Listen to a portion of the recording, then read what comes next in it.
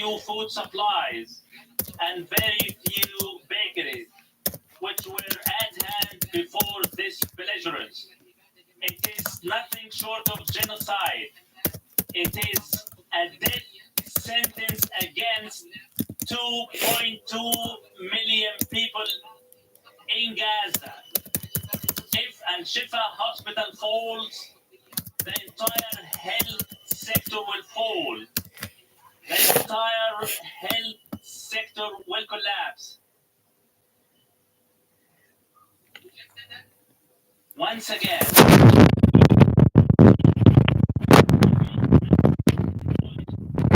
bluntly, by the Israeli occupation forces, turning a blind eye to the war ethics, the human rights, or the human values, they continue with yet another crime.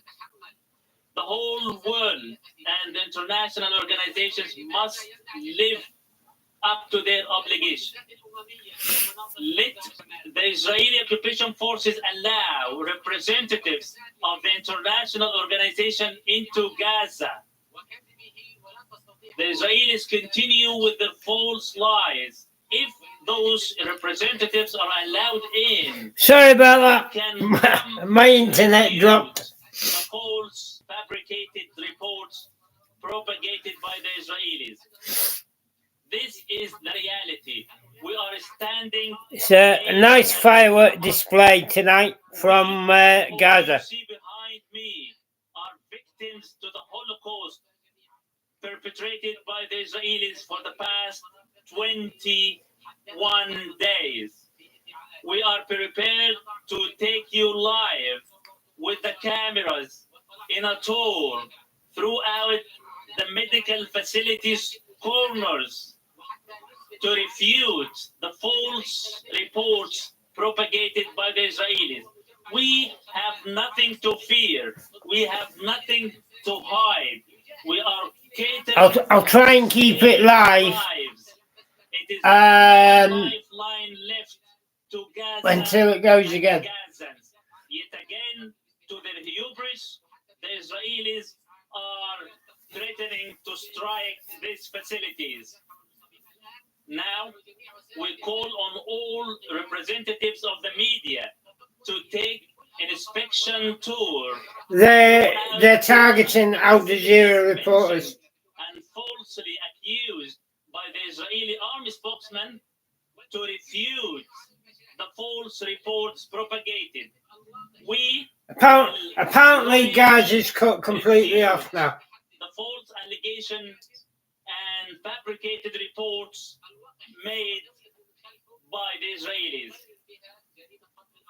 We cannot allow this to pass as a precursor to target more civilians.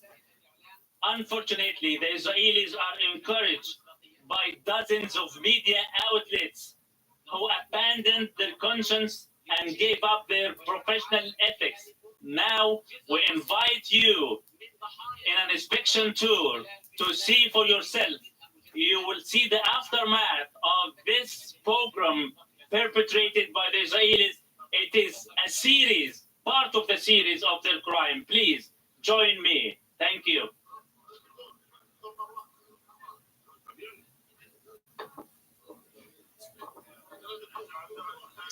You're watching Al Jazeera. It is 16:38 GMT. That is a press conference that's been held at Gaza's largest hospital, Al Shifa Hospital. It follows allegations made by the Israeli military that the hospital has been a base for Hamas. And the press conference was insisting that that was not the case. They were saying that the Israeli military has been fabricating evidence. It was also stressing the number of people whose lives could be specifically damaged if the Israeli military was to hit the hospital. The spokesman there saying that 80,000 lives... Considering they're supposed to have no power in Gaza, how are these guys getting their reports out?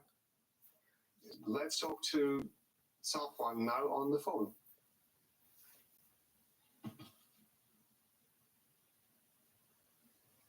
Maybe not. Safwan Al-Khalud, Matheson in Doha, can you hear me? Hello, can you hear me? Yes, Safwat, hello. We're having a few problems with the line there, as we can appreciate. We have been watching the massive bombardment that's been happening over Gaza City. We're seeing live pictures now. We've also had exclusive pictures of the bombardment. Tell us what's happening. First of all, let's talk about the sudden cut out of internet and mobile phone network all over the Gaza Strip about an hour ago. So we are totally disconnected, between different areas in the Gaza Strip and from the outside world. There is almost cut out all over the Gaza Strip. We cannot reach each other. Even the local radio stations are intercepted by the Israeli spokespersons, the Israeli Arab spokespersons who keep killing or keep sending warnings to the people. As for the intensive Israeli airstrike, today and like in the last 2 hours, we could hear intensive airstrikes, intensive artillery shells at the same time, which is something unusual. I mean, the strength of the fire is much more than in the previous days. So we can say that today is the worst in terms of the strength of the Israeli fire, and we could hear some explosions or some fire coming from the sea as well, specifically in the north. Oh, that was Ashkelon, Israel. This is Israel. Now in the north of the Gaza Strip. Earlier, there were more Israeli airstrikes in the south as well, where they asked people last week to move, and people, most of the people who moved, they thought that it could be a bit safer, but still, the Israeli airstrikes continue in the south and in the north of Gaza, but now. I don't know if you saw it earlier, but we saw the rockets being fired from Gaza. Heavy and intensive airstrikes hitting the north and the east. But they were going straight up. Of the Gaza Strip as well. Safwat, if you have to get to safety, if you and your family and those around you need to get to safety, do it as quickly as you can. Just stop what you're doing and go. In the meantime, until that moment happens, hopefully it won't, you mentioned that you heard there was some artillery possibly coming from I don't know if you can read that. Al Jazeera correspondents reports massive bombardment of North and South Gaza.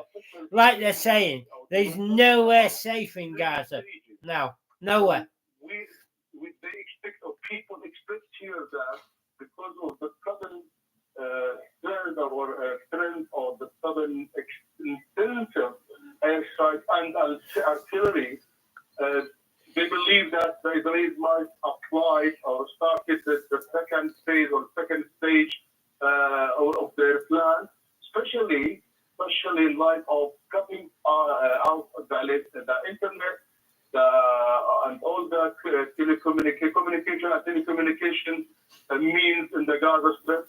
So there is fear here that there's preparation for something new, but nobody understands what is the plan. In terms of moving and looking for safety, we have been reporting and showing with the pictures that no place is safe in Gaza today. There were 3 airstrikes in my neighborhood, and of course, you cannot explain to the children, why is that happening, and we cannot even provide safer places and areas, because when we moved, we told them we will try to keep you or to put you in safe places, but they can see that there's no safe place in Gaza, all over the Gaza Strip. We saw our colleague Wael moved his family to the central area of Gaza, following the instructions and the warning, but he lost most of his family the day before yesterday. Safwat, thank you very much indeed for getting in touch with us and bringing us up to date with the situation. Safwat Al-Khaluk, thank you. Well, phone signals in Gaza have been cut off, as Safwa was saying. Tarek Al-Zoom managed to file this message from Khan Yunis.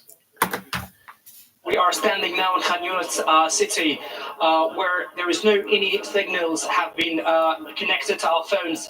Everything now is disconnected. We don't have any internet. We don't have any kind of signals on our phones. We become totally isolated in the territory. All the areas inside the Gaza Strip are witnessing the same conditions as we are right now. The Gaza Strip has turned to be an isolated spot from the world. The world now cannot no longer follow what is happening on the ground. We are now speaking by the digital satellites.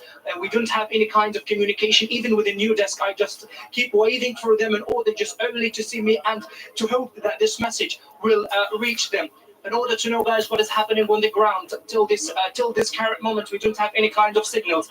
In the previous slide, there was a very good accessibility to internet and even to the phone's network. Just before half an hour, the internet connection and even the phone signals network has been dropped, and we don't know what is the clear reason behind that. And they're getting the signal out fine. In the territory. Maybe there are new bombardments took place in these areas. We don't know how many victims really fall due to the Israeli ongoing strikes. We can only hear bombardment everywhere, but we don't know anything about the casualties, about the situation on the ground. We don't know anything also about the medical conditions of doctors, medical workers, and even the Shifa hospital. The situation is catastrophic right now. We cannot no longer be able to communicate with the international community, to send our voice to the world to know what is happening on the ground. I hope that this message might really reach and have an access to the world despite... they'll get out. They'll get out through the tunnels. We'd like to tell you that we are now in hospital and we are going to be live by satellite as much as we can in every single hour. So please, guys, if you can hear us, send that message to the world that we are isolated now in Gaza. Again, guys, if you can hear us, we are isolated in the territory. We don't have any phone signals. We are isolated in this territory. If you get this, please broadcast it to the world. We are completely cut off. That's what it's saying. We just only hear bombardment. We don't have any kind of access of communication to anyone. Everyone now is really terrified and afraid. Journalists here, even the citizens who are inside the hospital, they don't have any access to their networks. They don't have any kind of communication even with their neighbors. There is a great problem in the network connections. We don't know how it's dropped. We don't know even the situation. We don't know even if it was targeted. The situation on the ground is really terrible. Everyone is afraid. Everyone is terrified. Please, guys, if you can hear us, send this message to the world that we are becoming isolated. If you can hear us, guys, thank you so much. Well, we've been joined on set here by our diplomatic editor, James Bays, and Sultan Barakat, Professor of Public Policy at Hamad Al Khalifa University. While we've been covering the incidents, the speeches that have been going on at the UN General Assembly for that special session on Gaza, and of course our coverage of the Wowzer going on in Gaza at the moment has been going on for the last hour. We've had some technically pictures of the Gaza skyline under the rule of law, war. Sorry, not law. As soon as Israel declared war on Gaza or Hamas, there should have been an automatic, immediate blackout, meaning no reporters in, no news out.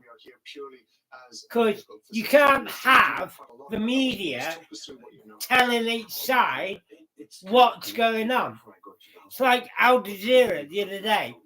They did a report from the Ukraine where they basically said to Russia, look, all the Ukrainians are in tunnels underground. This is where they are. So if you want to drop your bunker busters, do so. You know, stupid. If you take an image, a bird's eye view of the area today, it's all devastated. This is the only facility that is standing, and it's not just operating as a hospital with the limited facilities today. It's mostly operating as a shelter for those who were displaced but refused to move south. So now the Israelis are playing this last card to get rid of the people from that northern area of Gaza. But they know that this is the accusation, the claim that there is a military base, etc. It's all fabricated. The same thing was done back in 2014. Washington Post then ran a report about a de facto headquarters of Hamas under the hospital and so on. And it was all proven to be fiction. This hospital has been in continuous use and operation ever since the British were in Palestine. It used to be a quarantine, in fact, then was turned into a hospital. And the Israelis occupied it at least twice, once during the short war in 1956 with Egypt, and then they occupied it from 1967 to 2005. So they know every corner, every stone in that hospital. In addition to that, it's been since 1967 until today operated by the international community, particularly UNRWA, but very importantly, the Palestinian Red Crescent Society, which doesn't operate in vacuum. It is connected to a federation of international societies, including the American Red Cross, the Norwegian Red Cross, and many others. And those people will send volunteers to work in the hospital. And many, many doctors who worked in this hospital, Western Europeans, have actually come out and said many repeatedly, because this accusation has, every now and then Israel comes up with it against this hospital. They all give testimony to the fact that there is nothing. They'll get news out because they've got to have satellite phones for military, and satellite trucks. But the difficulty we're in now is, I think they want to get rid of the refugees or the displaced people. They want them to move out, and they will use whatever reasoning to push them out. And that is all sounds again. Right, I'll be right back, guys. I'm okay. I'll be right back. I hope not, but it does look like it may happen even before they finish voting on this. This is a common thing, isn't it, where we see that this is a common military practice really around the world, that before troops move in, they invariably knock out the communications in order to avoid any communication between whoever may be on the ground. It's communication. It's also about transmitting the images. I mean, this has been extremely powerful, but some of the media, in particular Al Jazeera, I think, has done over the last 3 weeks, is it brought what is going in Gaza into every living room around the world. And I think this probably has been single-handedly the most damaging to Israel. Sultan, thank you very much indeed. I want to bring in Nawaf Al-Thani. He's Nawaf bin Mubarak Al-Thani. So good evening. He's a foreign affairs and defense analyst based in Qatar. He's joining us from Doha. Thank you very much indeed for being with us. I want to bring you in on the reports that we're getting that Qatar has in the process of the advanced stages of being able to negotiate possibly some sort of release of captives. Are you able to give us any more information about that? Do we have any more understanding of when this might happen, how many people might be involved? Well, thank you for having me. First of all, obviously, as an independent observer, I don't have detailed information about what the government may be doing. But what we've seen in the past may be a good indication of what may come in the future. The government of Qatar and its diplomatic apparatus have been very successful in the past, whether in this conflict or in past conflicts and incidents, where they were successful in releasing hostages and prisoners and mediation between different factions.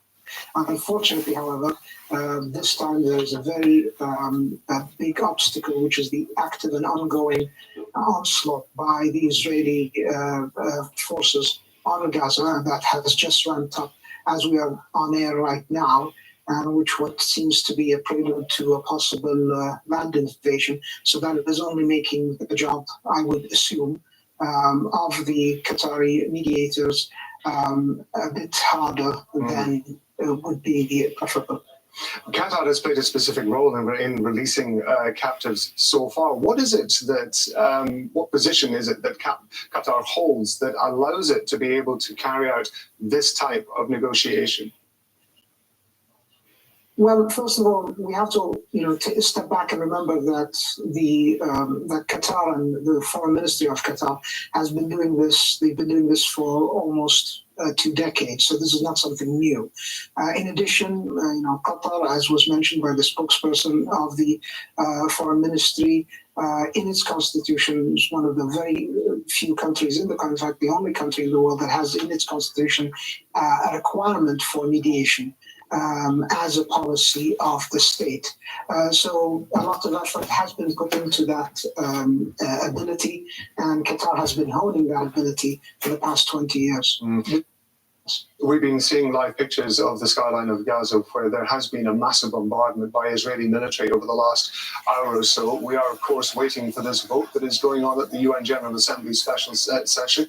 It's supposed to be happening around about 19 GMT. What kind of impact do you think that what we're seeing on our screens now in Gaza is going to have on that vote? Well, I think it's going to put a higher emphasis on the meaning of that vote, because if things continue as they are, the Israeli military spokesman just came out a few minutes ago announcing that this is a new phase. Now, what that actually means is unclear. Is it part of a land invasion, or is it just another phase in the operation? But clearly, this is a distinct phase than what came before. The bombardment to the north and northeast is consistent, obviously, with a probable, if not, almost definitive land invasion or land operation.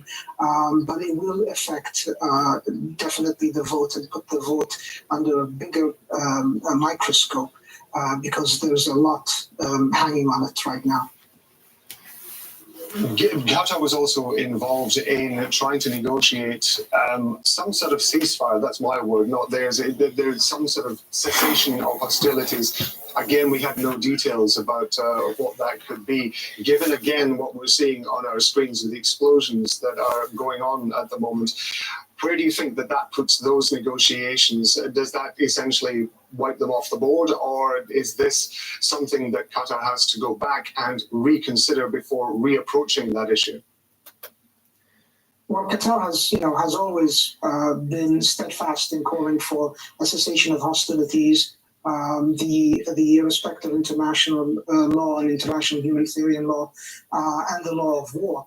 Unfortunately, we've seen the Israeli Defense Force and the Israeli government not showing any seriousness in an approach towards ceasefire or even the care of the lives of the hostages, because indefinitely this kind of activity and power would lead to everyone's lives in danger in the Gaza Strip. So that is definitely counterproductive from the Israeli point of view to any cessation of hostilities. In fact, this is a clear ramping up of said hostilities. Now, Mubarak Al-Thani, thank you very much indeed for being with us. I'm going to go to our correspondent, Tarek Al-Zoum, who is in Gaza, who's now. The territory are very afraid to face the same destiny and to face the same circumstances that really is happening right now in the north and the central areas of the Gaza Strip. Maybe these kinds of fires and attacks could be a possible paving the way for the ground invasion of the Israeli troops to the territory, or maybe they are about to carry out new massacres, and they have announced, like in different videos and different threats, that they would like to carry out more strikes targeting key infrastructures and even key medical facilities. We are afraid that they might to take a new step to attack a Shifa hospital, or even to attack any kind of hospitals in the north and in the central areas of the besieged territory. Guys, clearly we don't have any communication now with the world. Please, if you can hear us, send this message to the world. Thank you. That's our correspondent, Tarek Al-Zoum. Now, we should point out that all communication, as far as we're aware, has been wiped out in Gaza. There is speculation from our guests, as we've been speaking just a moment ago, that this may be a precursor to some sort of ground invasion. That is a standard military practice when it comes to ground military activity in conflicts around the world, that communications are wiped out. As our guest was pointing out earlier, this is not just to limit the communications between those on the ground. It also limits what are all these lights that could be sent out from the area. And of course, in this particular conflict, pictures and images have been very significant, both in terms of influencing people, but also allegations of misinformation and disinformation as well. And we can go now to Safwat Al-Khalut, who had talked to us earlier on the phone. Safwat, it's Rob Matheson in Doha. I believe you're live for us on the phone now. What can you tell us? Can you hear me? Yes, Safwat, we can. It's Rob Matheson here in Doha. Okay, as our colleague Tariq just said about the sudden cut out of the internet and the telecommunication means there's fear, real fear here among the civilians, among the people. There's nobody is able to reach either his family or his relatives who are staying in different places and all over the Gaza Strip. There's also fear, and people are really panicking to hear the Israeli warning for Shifa Hospital and for the municipality of Gaza that these two places could be also among the banks of the Israeli banks of target. If they target the Shifa Hospital, then there is no more red line. That's the fear among the civilians, because last time they bombarded Al-Ahli Hospital, the people also they said, and they were afraid that by targeting hospitals, everything is legitimate and everything could be a target for the army. And the waves of casualties have been arriving to the Gaza Strip hospitals from south to north. There is no safe place at all. And the last step on the last Israeli procedure, cutting out the internet and the mobile network, has created times of fear, real fear among the civilians. People cannot reach the ambulances, the hospitals, the rescue teams. They cannot dial and call or inform about any accidents, any widespread communication outages reported across Gaza Strip on Friday. Guess what? I've got communication outages as well, and I'm in the UK. These two sites have been providing free calls or like call center or something like that. So now nobody is able to reach any of the ambulance and the rescue team to inform or to tell about any accident or any explosion. Safwat, you were mentioning earlier that when I asked if it was... I want to know what all these lights are. You said there is no place of that must be right on the Gaza-Israel border. Viewers who are watching this around the world, the atmosphere that there is at the moment, the fear that you have talked about. Well, now it's dark and it's light in the Gaza Strip. The Israeli that must be the hospital. Such let's say, darkness and the silence. We can hear some flashes coming from the extreme north. Or we can see flashes coming from the extreme north of the Gaza Strip and in Gaza City. I am based, by the way, on just this place to the central area of Gaza, which is part of the area, the safe area that Israel claims it could be for the Palestinians or the people in Gaza. But still, lots of people here in my area, in Deir al-Balah, today there have been several airstrikes that hit several residential areas. I was in the local hospital today, Al-Aqsa Hospital in Deir al-Balah. I could see lots of ambulances carrying casualties and bringing up bodies from under the rubble of the destroyed or the hit places. Again and again, there's a serious fear and panic here because of sudden, so complete cut off of the telecommunication and internet in the Gaza Strip. There's serious fear that there's preparation for something very big. It could be the land ground invasion. It could be something else. But this is what the people here around me, all of my neighbors, they came and knocked my door and asked what's going on. If I also have been disconnected because they believe because we work for Al Jazeera, we are connected and we can find ways to get the news.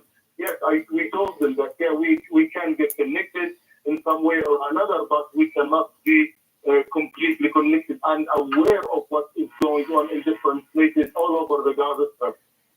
Safwat, you mentioned that you were in a particular part of Gaza at the moment towards the center of the city. Is there any indication that people are going to start moving from the north of Gaza further to the south as they now fear that a ground invasion is possible?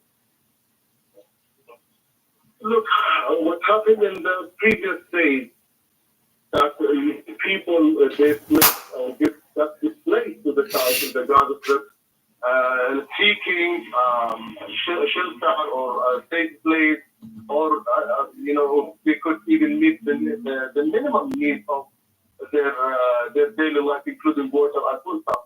But many people, by the way, they returned back to Gaza City and to the north of the Gaza Strip. My family, my father and my brothers who stayed in my place, they thought that it could be a safe place. Then after 2 days, they said, my father said, since everywhere is unsafe, I will go back to my home in Jabalia, and we are in touch every day, and he's asking now. He is calling me to ask if we are safe after he witnessed and lived the fear in my area, where it was expected, or many have expected that these areas south and central areas could be safe. Hundreds of casualties, hundreds of people have been killed since we moved to this area last week. Thousands of people injured. The hospitals are overwhelmed.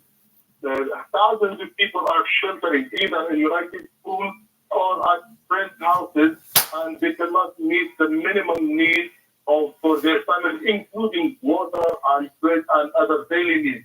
So south or north, there is no safe place. And what happened with our colleague, who moved his family to the south, thinking that it could be safe for his family, is another proof that there is no safe place all over the Gaza Strip. Safwan Al-Khaloud in Gaza. Thank you. Wow.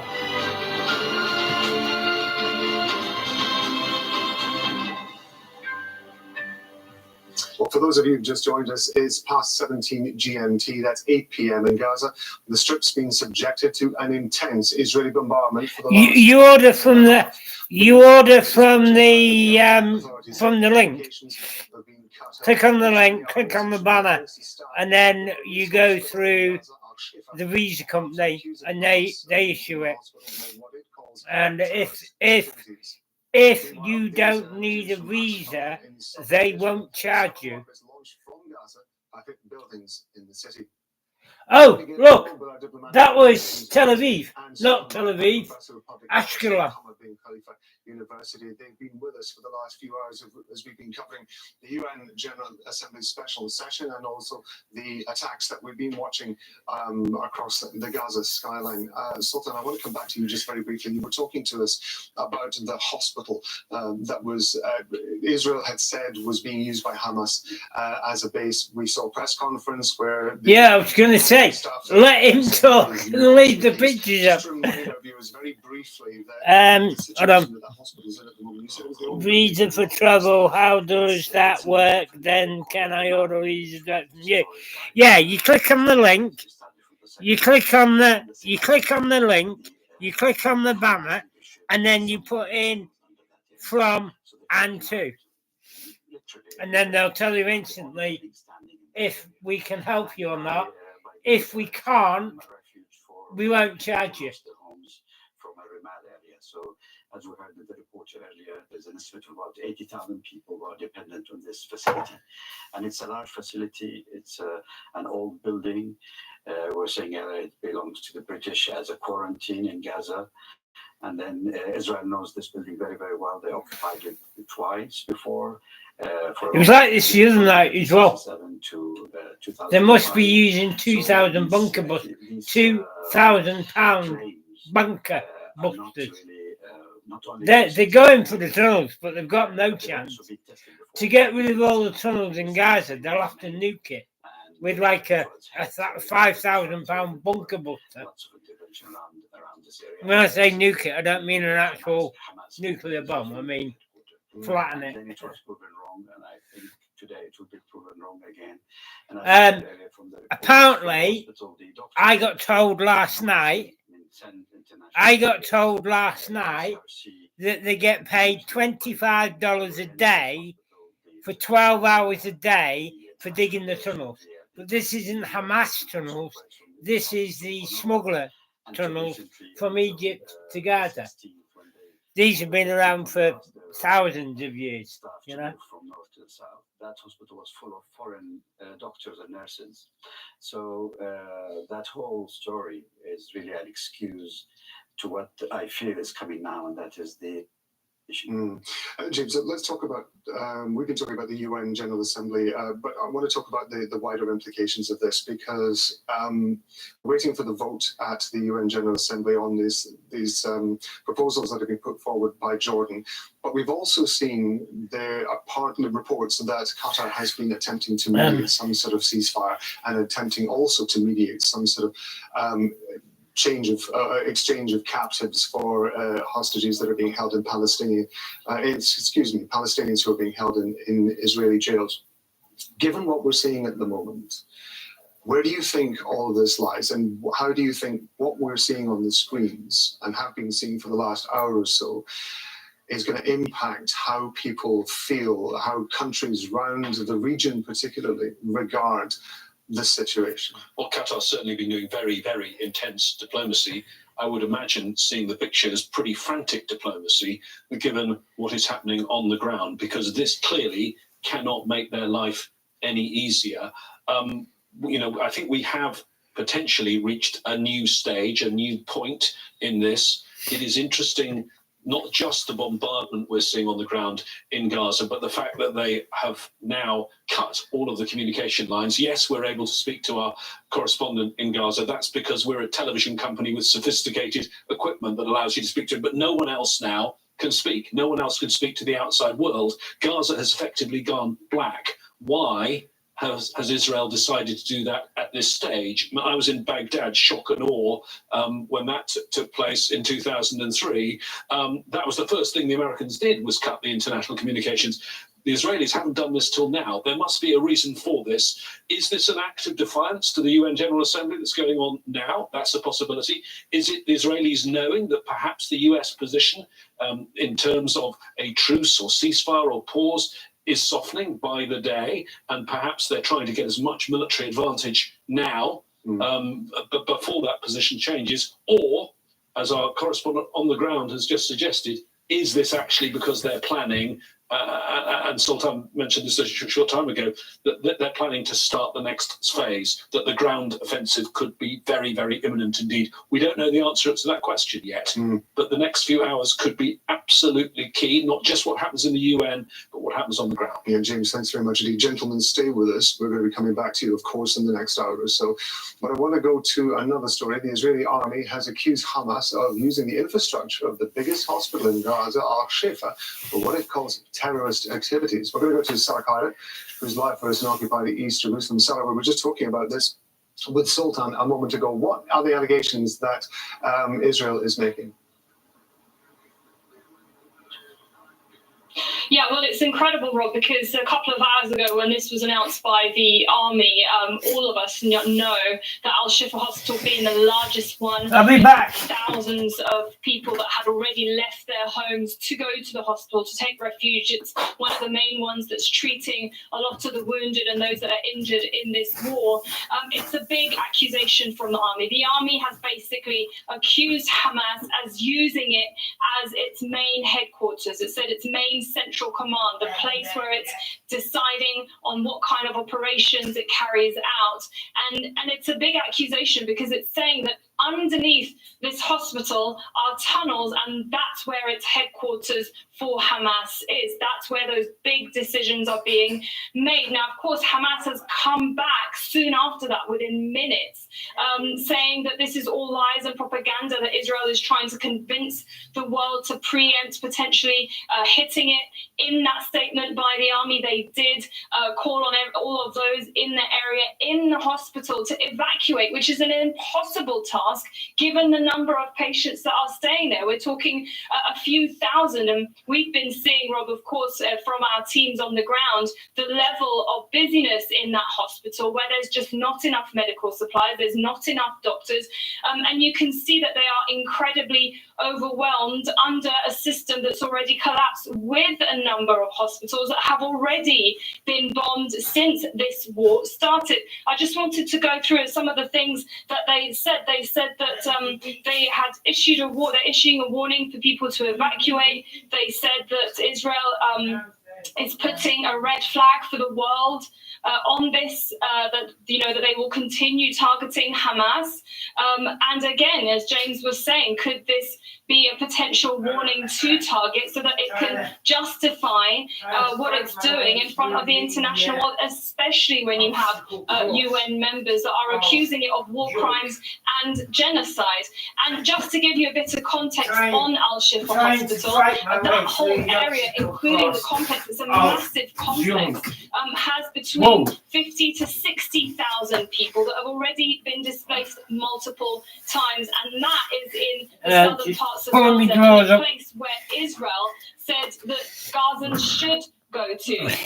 The Israeli army also released a video showing a mock-up, if you like, of where they say its headquarters is. Again, Hamas has told Al Jazeera fiber releasing noodles statements saying with a chicken, no, not a chicken, with a vegetable stir fry, which will be bigger cooked in a rice cooker. Referring to those 500 people that were killed in the National Hospital when that was struck. And they said that we warned of a new massacre. They're calling on not just the United Nations, but also the Arab and Islamic countries to stop this attack. And then since that announcement, Rob, we've obviously seen some of the biggest, what seems like the biggest bombardment in northern and central Gaza, and of course the communications coming down. But I do want to add something here from the Red Crescent, from the Palestinian Red Crescent. Of course, this is a moving story, so we're getting a lot of comment coming out. They said we're completely cut off now from communication with the operations room in the Gaza Strip. It says that it's even affecting central communication services, as in the number that people can call for emergencies, like in some countries 999 or 911, depending where you are in the world, and their number is now down. Of course, all communications are down, which makes it incredibly hard also to be able to come to the aid. When I'm in the Philippines, they don't have a 999 number. They use the subdivision security guards, because they're all medically trained, because they don't have doctors. They don't have an emergency number to call. Into Israel, and I understand that is part of an ongoing process, albeit a somewhat sporadic one. I believe they've been targeting Tel Aviv and also Ashkelon as well. What more do you know about those? Yeah, that's right. That happened a few hours earlier in the day. We've been seeing this happening every couple of days or so, but there's definitely been an increase. Hamas, every time it's sending those rockets across into Israel, it's warning Israel, saying that this is because of the war. Right, what's Israel about to say? Gaza now, since this increase in bombardment that we've been seeing, they've sent in a huge number of rockets. We're still getting more information, but it's in several areas in the southern towns along that border with Gaza, in the north and central. And so far in total from today, there's been 4 injuries. That's what we have at the moment. But again, because it's a moving story, that's clearly possibly going to change. We have been told that potentially there will be another statement from the Israeli military. And just looking at the wider picture of this whole scenario, this has happened before multiple of times in previous wars carried out by Israel on Gaza. It's a classic template, if you like. They cut the communication. The internet was cut a few weeks ago when the war started. The last Sarah, let me interrupt you, because that Israeli military statement that you're talking about, just First rule of war, seems to be happening now. cut command and control. To remember So this, that's and all communication. As to the north part of the strip, there were certain firing from Lebanon, and we responded to the origin and source of fire. We will continue to target the hideouts of infiltrators and saboteurs. Any threat to the state of Israel and any party behind will pay the price by his life. We are constantly and regularly evaluating the situation. This morning, the air defenses foiled an attempt of attack. Egypt and the United States will continue to cooperate in the protection. We reiterate that we will continue to fulfill our duty, and I request the citizens of Israel to listen to the instructions given by the home front. The enemy is still launching rockets. Once you receive instructions, please head to the shelters and bunkers. We received some reports that some citizens are not abiding by the instructions given by the home front. It is part of the mechanism of protection. Please heed the calls given by the home front, including the sirens. We have contacted the relatives of 310 victims from those killed and kidnapped. As we speak, our hearts go out to the captives. On this day, the evening, we are committed to our duties. We will bring all the captives home. This is the third. You won't if you keep bombing Gaza like you are, because you'll kill them all.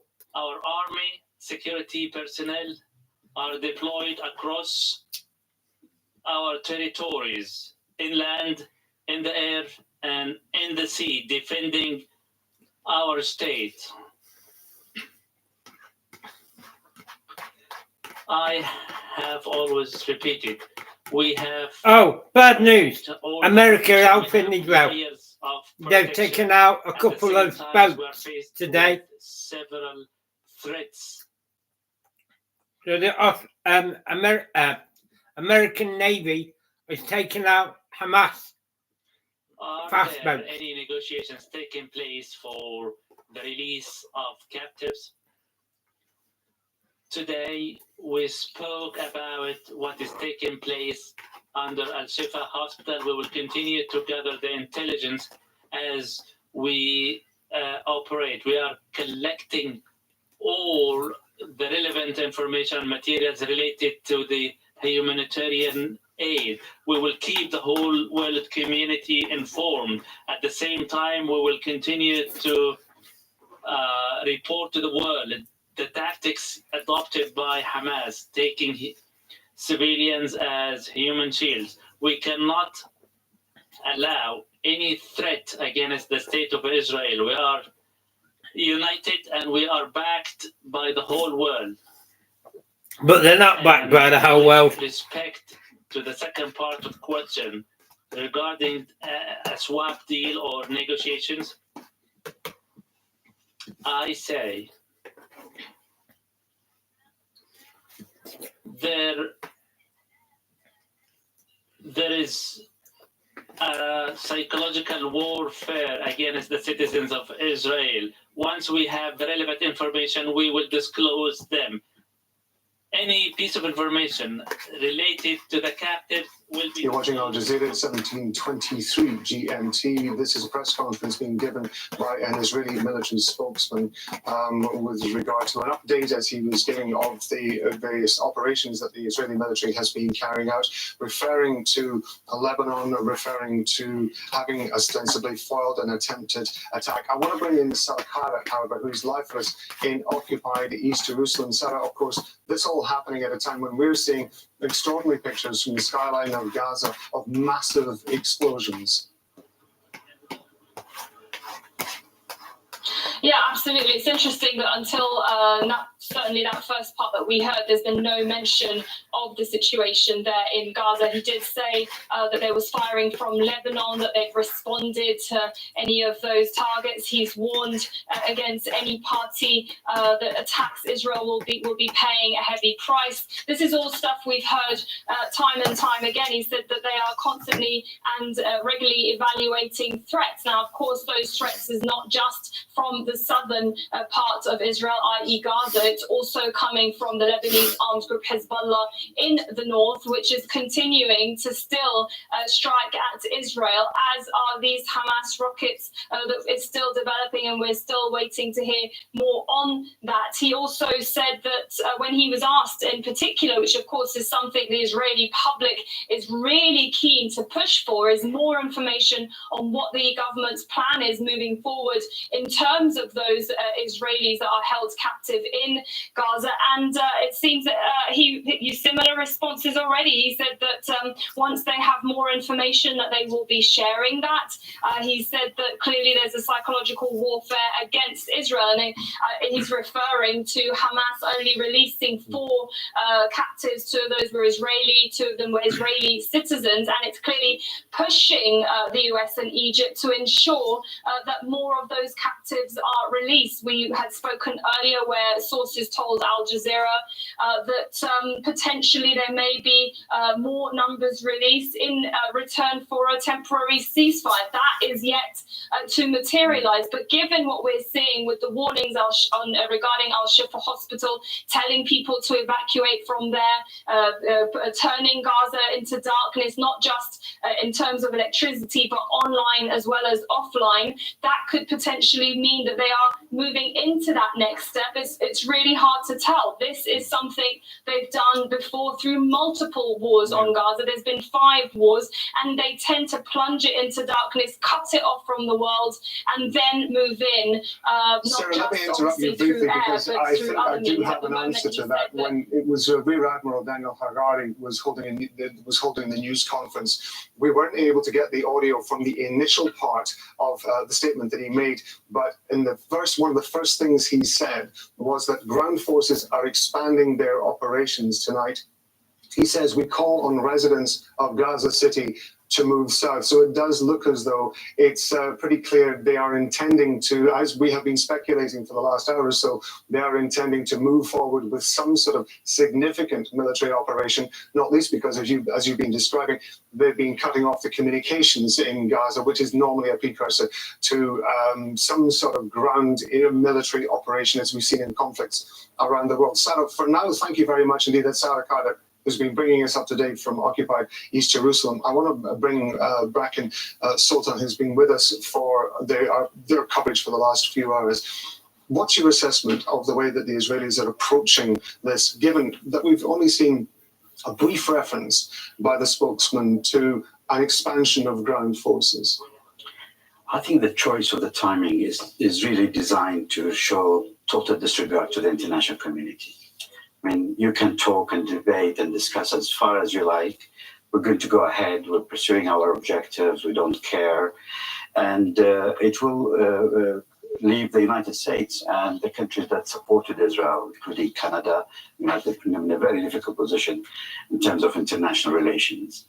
But it's typical. I mean, it was expected, I think.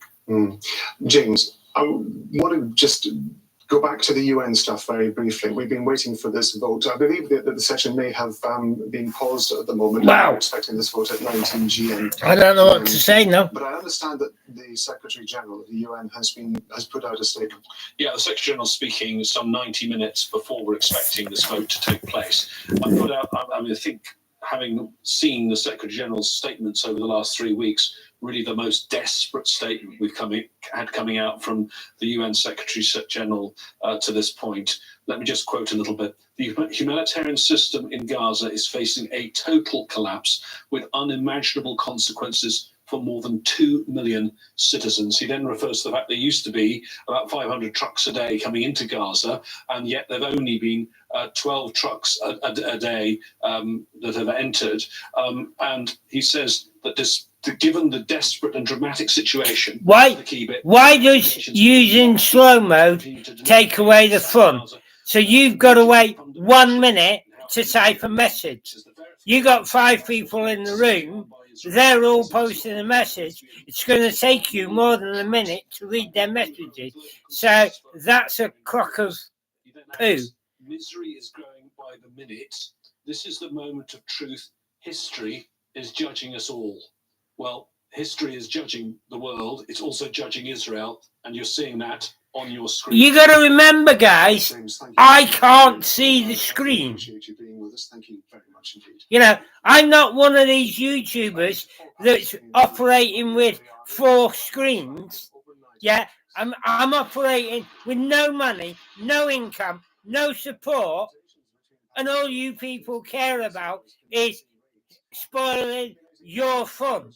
What fun am I spoiling? Because you've got to wait 1 minute to post a message. This visa thing's not going to work because of subscribers only. It's got nothing to do with the chat. The visa thing is something to do with my website. It's got nothing to do with this chat. You don't like it, go elsewhere. As you said, there's only 5 people in the room. So what do I care? You know, we're given these tools to control the room. And they have this right to resist under international law. Now, the actual rate started around... You know, if you can't wait 1 minute to send a message with 5 people in the room, so all 5 people in the room send a message, takes you what, 20 seconds to read each message? Where's the problem? And they started digging up the road. Now, if they were... The idea of the room is to talk to each other, not troll the room and spam it like they do in every other room. The only reason there's 1,000 people in other rooms is because it's 999 scammers and spammers. We've got nothing left to lose. The occupation targets the land, the and trees, saying the children, that what's left? What do they expect us to do? The link isn't going to work because of subscriber only mode. Well, if you're a subscriber or not, you can still see the chat. So that's a crock. You're both talking nonsense. Yeah, if you can't wait 1 minute to send a message, you've got a problem, right?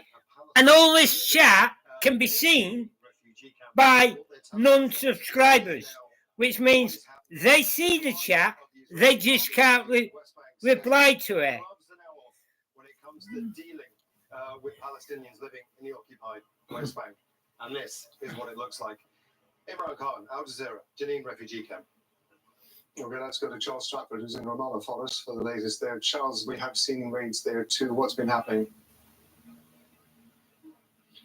If you people are so worried, like I said, you want smart chat, you want subscriber only off, you want 1 minute time level off, then you get me to 4,000 view hours. I'm not here for your entertainment. Yeah, you want entertainment? Go join the other trolls in the rest of YouTube. Nablus to the north of the occupied West Bank. You know, this isn't a computer game. We're talking my life here. You know, I'm trying to earn money so I'll be alive at Christmas. I'm not here as a play toy. It's perhaps not surprising. If you can't wait a minute to send a message, I don't want you in the room. If you think subscriber only mode is going to stop people from clicking on Visa, you've got a lot to learn. Yeah, because whether you're subscribed or not, you still see the chat. You just can't talk. Unexpected that they were even more heavy-handed than usual, the Israeli military, in dealing with these protests, with these clashes. There were also a number of demonstrations, perhaps smaller than expected, demonstrations here in Ramallah, you know, again in Hebron and south of Nablus. And it's being speculated that some of the reasons why these protests were smaller is, one, because of the increased closures, these roadblocks now, things have become a lot more difficult, even more difficult to move around the occupied West Bank for Palestinians since the war started. And another reason is, again, that fear of live fire. People are generally more afraid of getting wounded and, in the worst case scenario, or obviously dying because, you got to remember, I'm not sat here there were also a number of settler attacks watching the screen. I can't see the screen. I'm almost blind. Olive harvest season here, where thousands of Palestinians try to get to their olive orchards to harvest their crops. For years, it's been difficult for them because of restrictions. You know, you got questions, send them to me by email. Send them to me by my website. Don't talk nonsense in the chat. You know, the other moderators, the other founders of chat rooms may take you nonsense. I won't. This is why the web's collapsed. Because people that start YouTube channels, people that start Facebook groups are thinking about money only. So they let all the spammers in, they let all the scammers in, and they've got no control. So all that does is crash the internet, and it killed the web. Most of them, at least, left pretty soon after that, very afraid of the military. There were a number of people who were briefly detained, and we understand the Israeli military were demanding that they hand over their mobile phones. It was only a few days ago where, in fact, there was somebody killed in that area. As I used to tell my brother, don't come over to the house to watch the television. You come over to the house because you want to talk to me. You want to talk to Mum.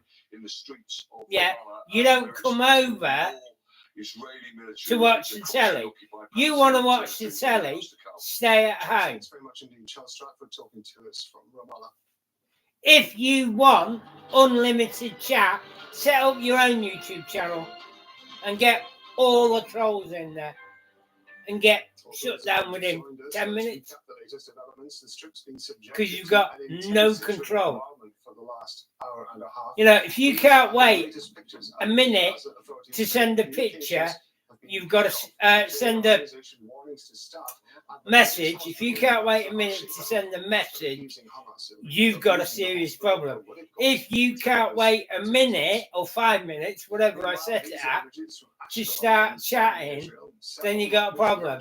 If you just come to chat to spam the board, don't bother coming in. New York, where that emergency special session at the UN General Assembly on the war on Gaza is adjourned. A vote is expected in the coming hours, probably about 19 GMT, that's about 3 p.m. local time, on a resolution that calls for a durable truce.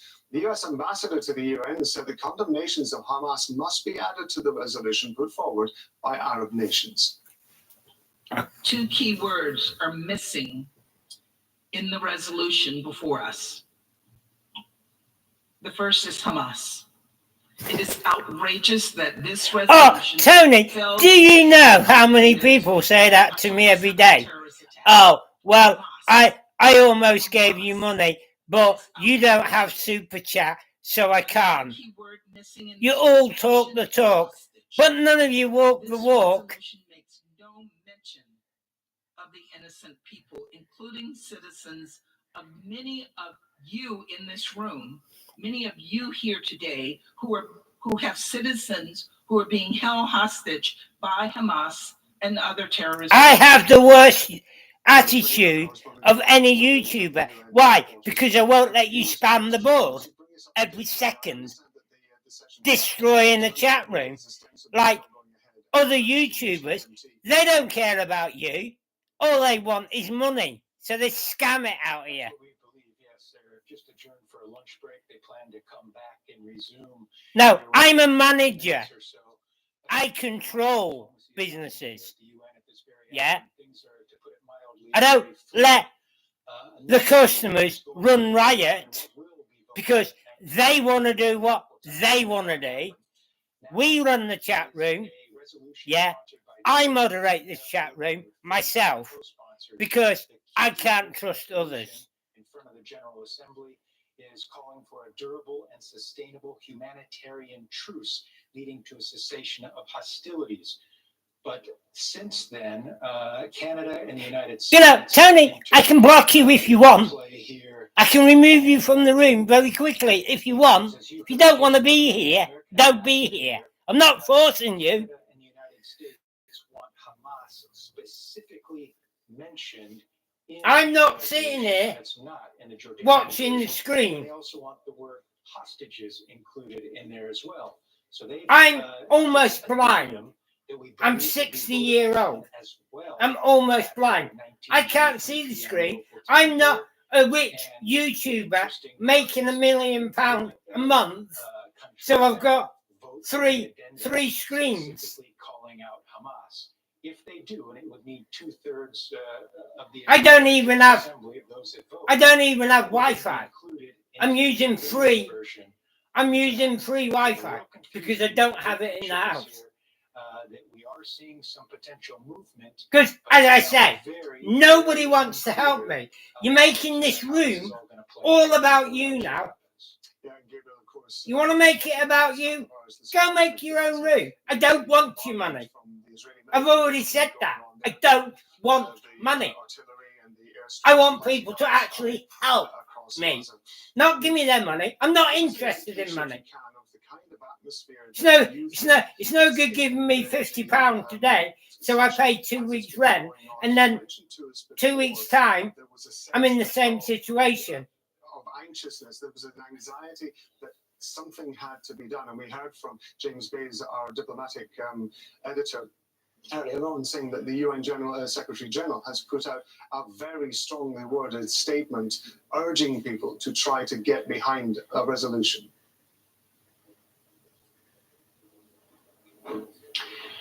Yeah, before this session even started, you got a sense that there was a lot more urgency here with this General Assembly session. That's all you people want to do.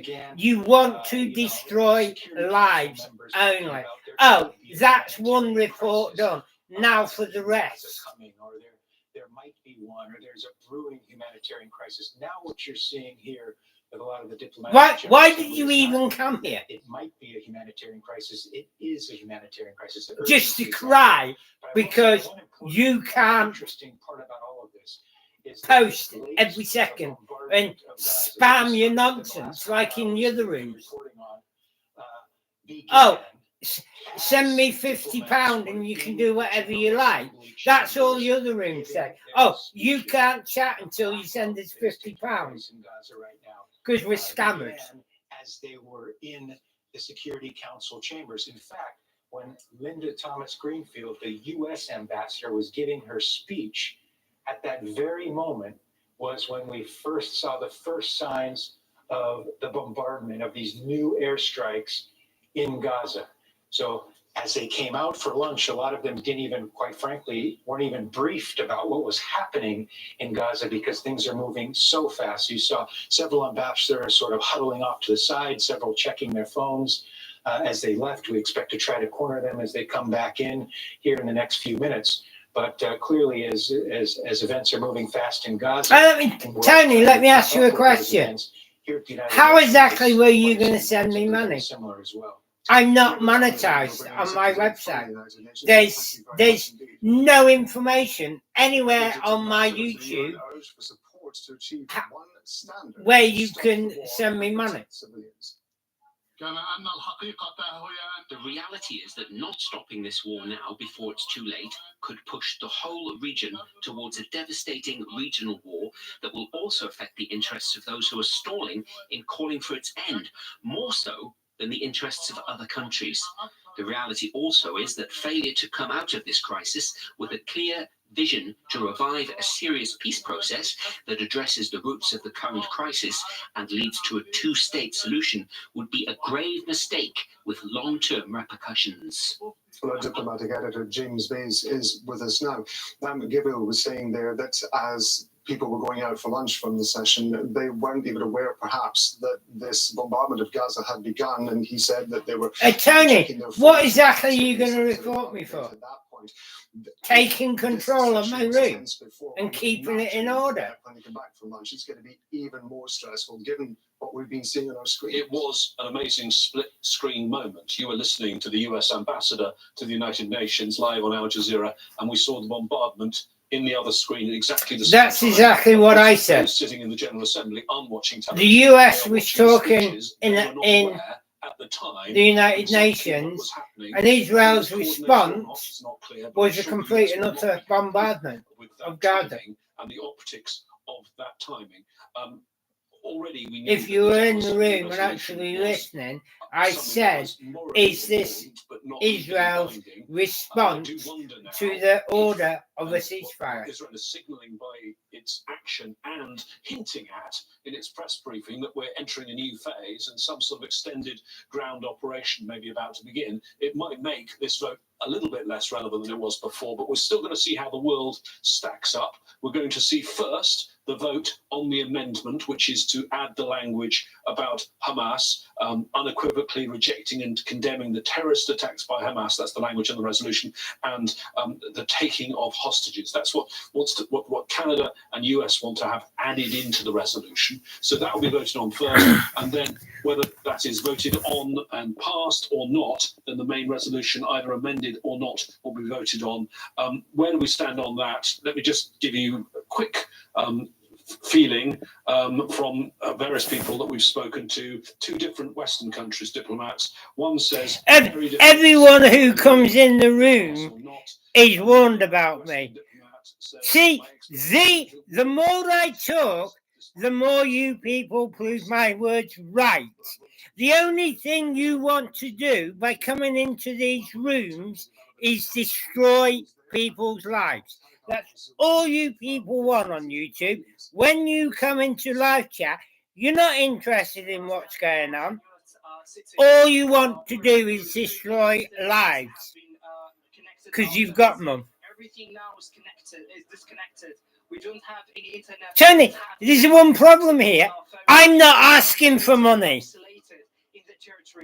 So who are all these people that are not going to give me money? Because they're what? Oh, that's funny. YouTube have actually blocked your comment. So your comment hasn't even gone to the room now because YouTube see you as a troll and have blocked it. They're asking me to authorize it now. No one's giving you money. Everyone who comes in here is warned about you. Bye, you sad little man. Have fun talking to yourself. So basically, you've come in the room and you've tried to make it all about yourself. You wanna talk in a room? Make your own channel. Make your own room. Make your own live feed. Do you even have internet? Or are you from Africa using free data or free Facebook with YouTube as your free app? Anyway, I'm going to hide your comment now. to communicate with the international community, to send our voice to the world to know what is happening on the ground. I hope that this message might. Well, obviously you thought it didn't work because you're the one who's got blocked now, not me. I've been on YouTube for 13 years. Every single hour. So please, guys, if you can hear us, send that message to the world that we are isolated now in Gaza. Again, guys, if you can hear us, we are isolated in the territory. We don't have any phone signals. We don't have any internet connections. We found a great difficulty even to communicate and contact with our relatives in different parts of the territory. Even we don't know what is the situation on the ground in different areas of the strip. We just only hear bombardment. We don't have any kind of access of communication to anyone. Everyone now is really terrified and afraid. Journalists here, even the citizens who are inside the hospital, they don't have any access to their networks. They don't have any kind of communication even with their neighbors. There is a great problem in the network connections. We don't know how it's dropped. We don't know even the situation. We don't know even if it was targeted. The situation on the ground is really terrible. Everyone is afraid. Everyone is terrified. Please, guys, if you can hear us, send this message to the world that we are becoming isolated. If you can hear us, guys, thank you so much. Sultan Barakat is Professor of Public Policy at Hamad bin Khalifa University. He's been with us over the last couple of hours or so. We've been watching pictures coming out of Gaza, and also we've been talking about, of course, the situation, the session that's been going on at the UN. But I want to talk about this, the potential ground invasion that we're looking at. There's a lot of speculation. We've been talking about it over the last couple of hours, that this blanketing of communication is a standard practice in military procedure. When you're going to move into a particular area, you cut out the communications. You said that it was also to stop people sending images out. Let me ask a question. Have been very, very. How exactly is everybody who comes into the room warned about me? The only way you can warn people coming into the room is by the chat. So, who exactly have you warned? And the last few weeks have been particularly damaging to the image of the Israelis, because it did illustrate very well the real impact of those bombs. Never mind that they called smart or well targeted, whatever. But at the end of the day, they have resulted in thousands of people being killed, around 3,000 children. And that is extremely important, extremely powerful. I want to just expand this a little bit, because if this is leading to the next stage in the military operation, if we are going to be seeing a ground operation which may then move to urban fighting, Israel has said that its stated aim is to dismantle Hamas, to get rid of it completely. But one of the questions that keeps occurring to me is, how do they know when they've done that? Is there any idea, is there any speculation about what their end game, what their end point would actually be? And if they don't have one, how difficult does that make this operation? I don't think they know, but I suspect what they're doing, they're going to the playbook of how the world tackled ISIL and ISIS in northern Iraq and Syria. Right. You don't have to be a subscriber to see messages. You have to be a subscriber to use the chat. So everything posted in chat is seen by everybody. But also exaggerating the power of Hamas and the impact. Remember, I can post links. You guys can't. Remember that. Until now, never conducted any operation outside Palestine. So they have done all the groundwork for that. And what they're hoping is to achieve something similar to what the US achieved in Mosul, and that is to burn totally the place on the top of the heads of fighters and civilians in the country. When they attacked Mosul to clear ISIL, they gave very similar steps, warned people to move out, and then they started with this very intensive bombardment, which is really designed to burn down absolutely everything. And I suspect this was probably what they will try and do. What must play on their mind very heavily are the hostages, and whether they are kept in the north, whether they're kept in the south, whether Hamas has been far too decent to try and give them, to move them with them and so on. So they don't know exactly, and I suspect maybe some intelligence must have leaked through the ones that were exchanged already or sent out. But that must play heavily on the minds of the Israelis. And if you like I said, the split between the politics, you want subscriber mode off. You want 1 minute. And now they're out there to really revenge. Shut off. What's going on? Why is my telly moved? Within the Israeli society, people may start to suspect that you're giving priority for the ones with dual nationalities. You're not giving kind of weird. The Israelis, or maybe you're giving priority for the Eastern Jews or the Western Jews or the white or the black and so on. So all these, I think, divisions will play will start to come into play as they operate and seek those hostages.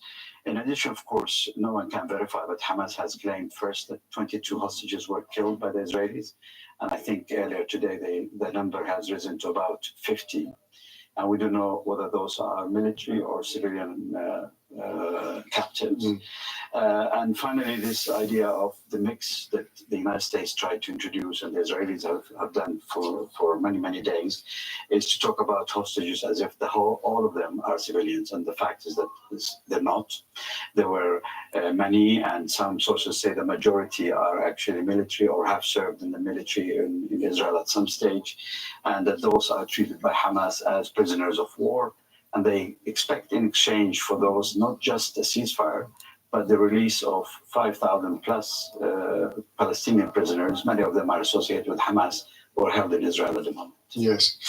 James, one of the scenarios that has been put forward is that if this ground offensive goes ahead and Israel starts pushing in from the north, we are obviously going to see hundreds of thousands of Palestinians moving to the south. And if that becomes totally concentrated, they could spill over the border, as somebody put it, into Egypt and so on, which causes, of course, a massive crisis in terms of humanitarian aid and also just simply trying to protect people who have now got no home. From a diplomatic point of view, one would imagine that countries like Egypt surrounding, whether are directly up against Gaza, must be very concerned about this situation. We have about 45 seconds. Yeah, Egypt will be terrified. This is the point Egypt's made since the very beginning of this crisis, that Egypt was not going to let masses of Palestinians cross the border, didn't want any Palestinians cross the border into Egypt. I think the Egyptian government would be worried about how they would cope, but they also worried about the message it sends, depopulating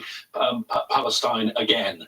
And the message and the echoes of history, if this was to happen. You said in your question it would oversaturate the south, but it's already oversaturated. There is no room and there is no safety. We're looking at a Gaza Strip that is completely unsafe. The Israelis have said go to the south for safety, and yet they continued to bombard the south since that announcement initially, giving people only 24 hours. And many international lawyers say that this is a case of forced transfer that's taking place, illegal under international law. James, thank you very much indeed. Now, that's it from me, Rob Matheson, for this. I'm going to be back in a moment with more of a coverage of the war in Gaza. Stay with us.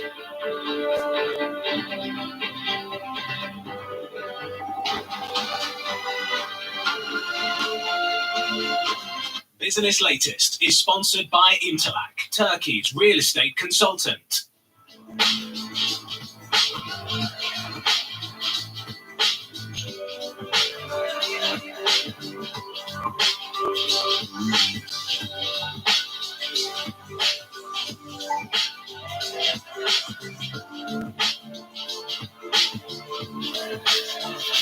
Big humbug.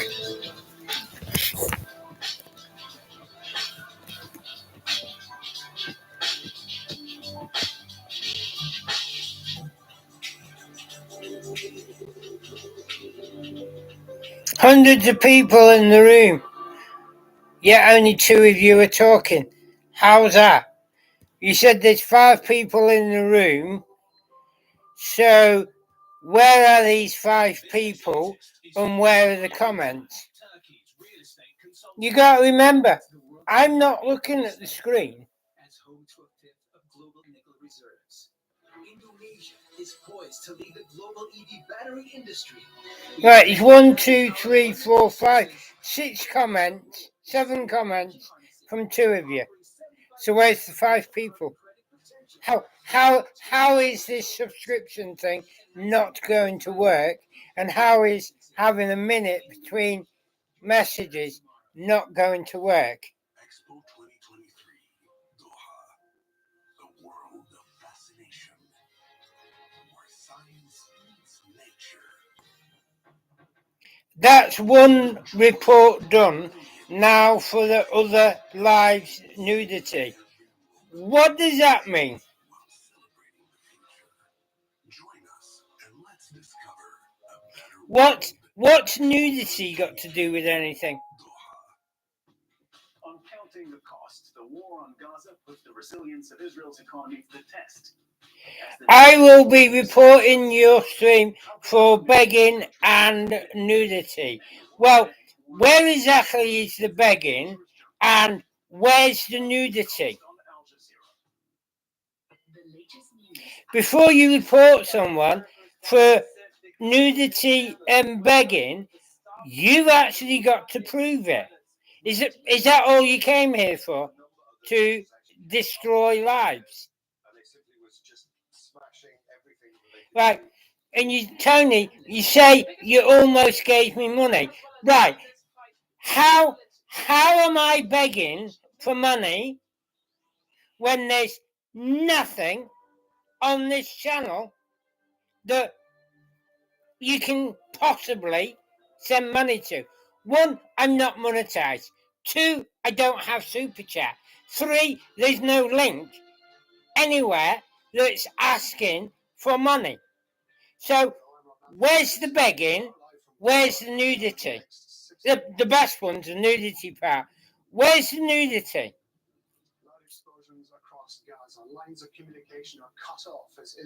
In the last 1 hour and 25 minutes, where was the nudity? Any kind of signals on our phones, we become totally isolated. Meanwhile, negotiations of a ceasefire and prisoner. That's one report done. Now for the other lives nudity. What does that mean?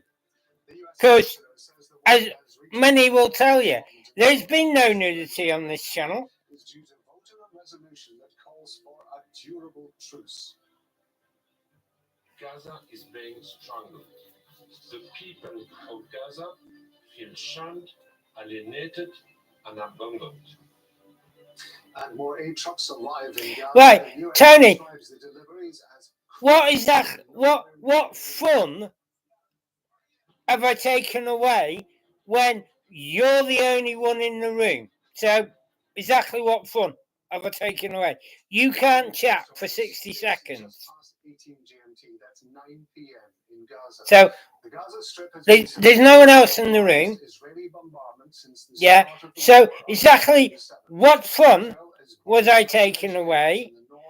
Where's the begging and where's the nudity?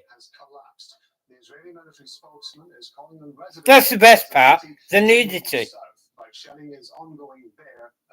Can you explain to the people coming in the room where the nudity is? Between Hamas and Israel on a ceasefire and prisoner exchange deal. The talks are being mediated by Qatar.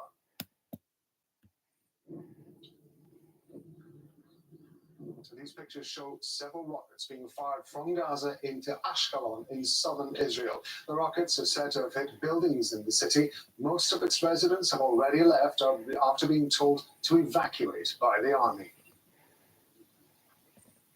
Now, most phone signals in Gaza have been cut off. Tarek Abu-Azum managed to file this message from Khan Yunis in the south of Gaza. We are standing now in Khan Yunis city, where there is no any signals have been connected to our phones. Everything now is disconnected. We don't have any internet. We don't have any kind of signals on our phones. We become totally isolated in the territory. All the areas inside the Gaza Strip are witnessing the same conditions as we are right now. He doesn't answer when asking him about something. Well, you've asked one question And then you said, cheers, great. And then you said the visa thing isn't going to work with subscriber mode only on because no one can see. Well, yeah, they can, because everyone who comes to a room, whether it's subscriber mode only or open, can see messages. So explain to me, John, when you watch this back, exactly what I've not answered. One question, which I answered, because you said cheers, great, and then you say, oh, and he doesn't answer questions when you're asking him. What have I not? What have I failed to answer?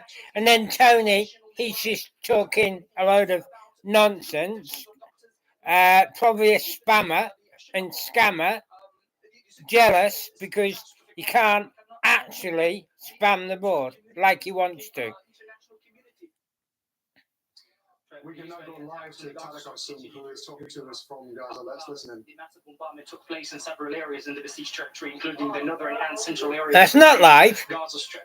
Different areas that have been heavily bombarded by the Israeli artillery and even naval workshops, despite the fact that there is no any internet and any signal connection to the phones inside the Gaza Strip. It seems that Israel is preparing something for the Gaza Strip, as its military official spokesperson said that it will expand its ground invasion to the territory. What the Gaza Strip is witnessing right now is massive deterioration in every single life aspect. We are talking about more than 2.3 million Palestinians are now isolated from the world. They are not able to communicate with their relatives or even with each other. They simply now are remaining in their houses waiting for the death. Several areas have been bombarded. Till this current moment, the Palestinian Minister of Health is buckling the time in order to rescue the victims due to the Israeli ongoing bombardment. Also, with the northern and central areas of the Gaza Strip, this massive bombardment really obstructs the process of work for the medical workers. If people can't communicate with each other, then it's time to get two-way radios. Who is that guy? Due to the intensity of the Israeli bombardment, right now the Gaza Strip is isolated from the world. Different calls have been delivered to the international community to afford protection for Palestinians and even to open humanitarian corridors to afford different humanitarian aid to the territory. What we are now witnessing in Gaza is literally unpredictable, and even the situation might turn up in just a glance of eyes. Please, guys, as you can hear us, we are talking now without having any kind of contact with the new desk. We are just trying to wait for them to communicate with throughout the satellite without having any kind of phone contact. We might really lose even this contact at any moment. To know more about that, even the Gaza Strip right now, eastern areas are witnessing massive bombardments. What is happening on the ground is considered to be as a collective punishment for more than 2.3 million Palestinians. Gaza Strip right now is completely isolated from the world. Thank you so much. That is Tarek Al-Soon talking to us from Khan Yunis in south of Gaza. But those of you who are just joining us, let me explain why we're doing it the way that we're doing, Tarek. In fact, most of Gaza has had its communications cut off, and Tarek, of course, has been affected by that, as has his team. He's able to talk to us because he has television standard systems for broadcasting, but we can't contact him, which is why every time he is able to broadcast to us, we're going to him as fast as we can. We are reporting from northern Gaza as well, where Safwan Al-Khalud is joining me on the line. Safwan, talk us through what has been happening in the last couple of hours or so. Well, in the last couple of hours, the Israeli air forces intensified their airstrike, specifically in the north, in the Gaza Strip, across the borderline in the North Jabalia, Betlaia, and Beit Hanun, and even from the eastern side of Gaza City, drawing the letter L from the north and the east of Gaza. This is an indication from our previous experience. This carry two indications. Either they are preparing for something bigger, could be ground operation, or that the ongoing negotiations to swap prisoners is about to achieve something. So this huge amount, or this let's say airstrikes out of the Gaza City and the north of Gaza Strip indicates that there is something big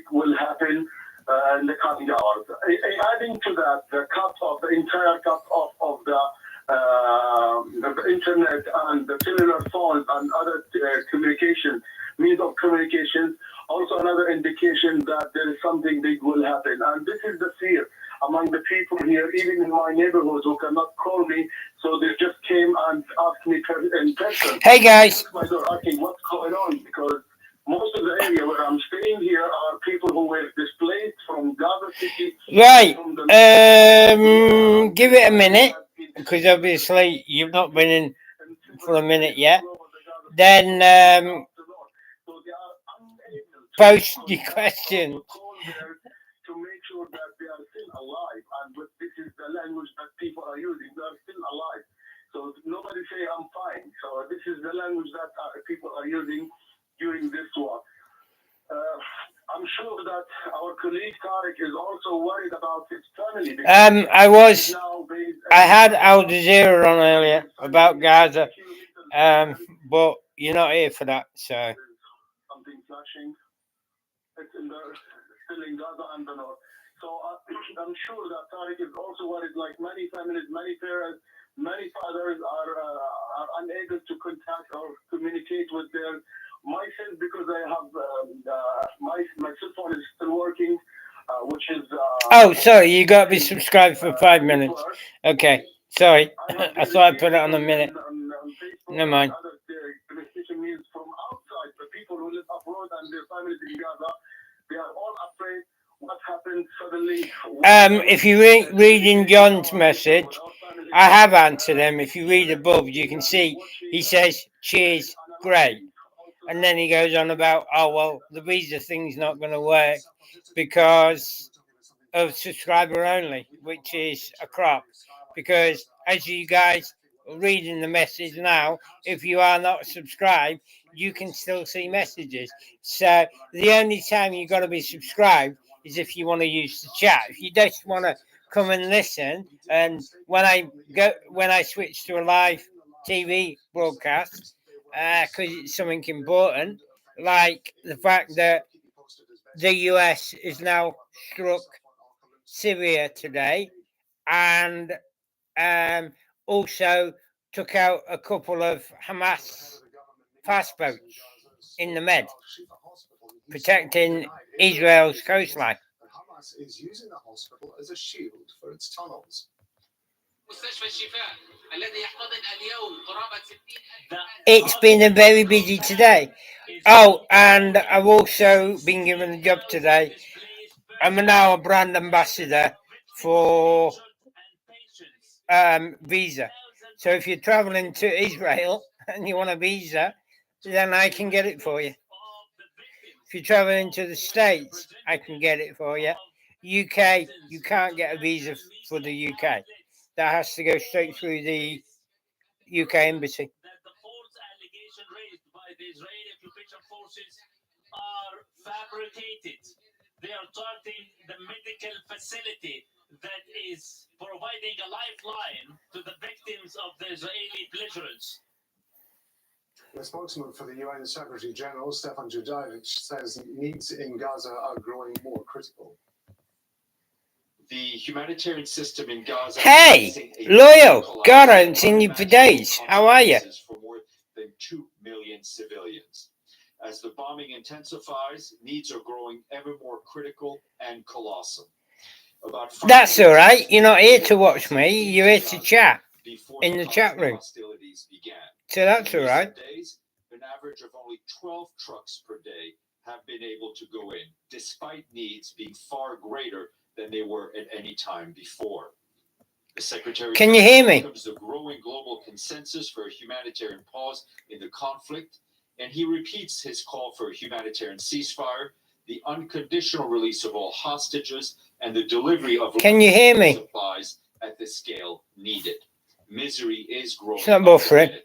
You need to sort your internet out because it's fine. Of human suffering. Everyone must assume their responsibilities. This is a moment of truth. History will judge us. Well, the spokesman for the Israeli, they'll expand their operations in Gaza on Friday night. Any threat to the state of Israel and any party behind will pay. If you've got mates in Gaza, you're not going to get any messages from them. Gaza's on a complete blackout now. No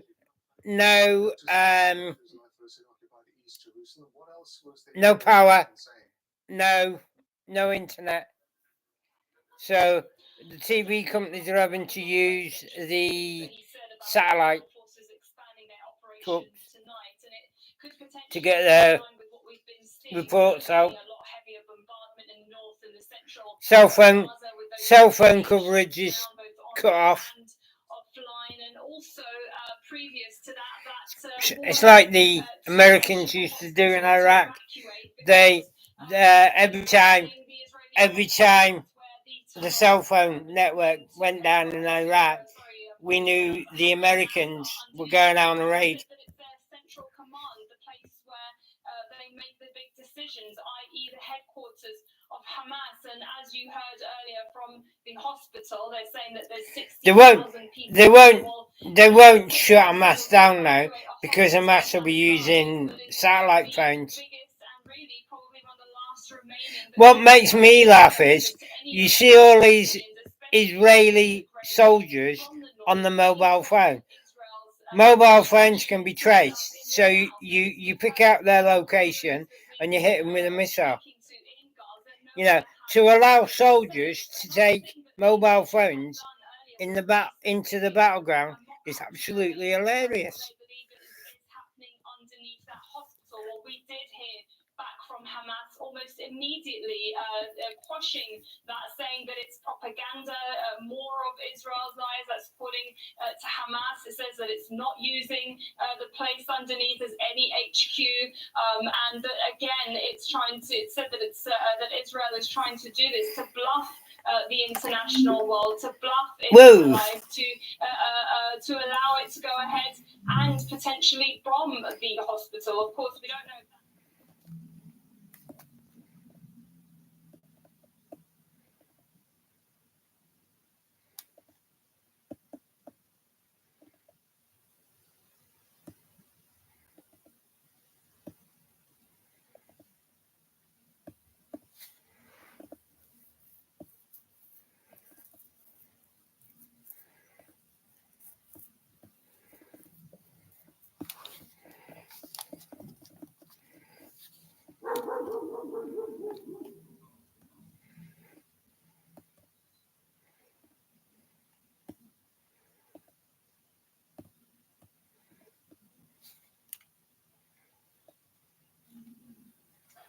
Okay, Deborah, thank you very much indeed. Deborah Haynes there in southern Israel. Now, the international community seems to have turned its back on Gaza. That was the latest warning from the United Nations about conditions inside the Gaza Strip. I've been speaking to Philippe Lazzarini, Commissioner General of the UN Agency for Palestinian Refugees. On a daily basis, colleagues have to prioritize now because they have to ration the very limited fuel that they still have. Over the last few days, they had to decrease significantly the amount of fuel they provided to a hospital, to bakery, to the water station. But in the coming days, if no more fuel is being made available to our colleagues, they will have to take even tougher decision. And I have also warned. Oh, it's his ear. I was looking at the TV, I was thinking, what's that? Because fuel is even needed for us to be able to move the trucks, to bring it in the warehouse, to distribute to the people being scattered in shelters. So what would the consequences be of a cessation of your operations in Gaza? It would first of all create chaos, confusion. People would like certainly to struggle among themselves for the last remaining commodities available in the street. And basically it would also mean that the siege imposed on Gaza would also have a trickle effect and would also become the cause of additional more people dying in the street. If the water is not fresh, if the water is not clean, what are the consequences of serious outbreaks of disease? I think we are on the brink of a serious outbreak of disease. it's not just a question of the water, but now we have also the sewage water in the street. People have sewage water in the street. being weakened. People start to be hungry. Also, the winter is also here, and the rainy season is about also to arrive, and we have tens, if not hundreds of thousands of the people in the street. This disaster will become a real nightmare and a total catastrophe. Where is the problem on the oil? Prepared on all fronts to preserve Israel's security. To come through, where is the problem? Well, I don't think there is any stockpiling because that would require a supply chain. I'm not aware of any supply into Gaza nowadays. As I mentioned, there have been some Ground forces expanding operations tonight.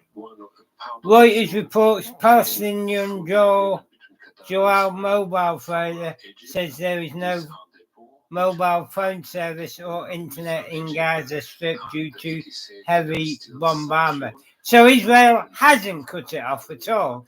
It's been taken down because of the heavy bombardment.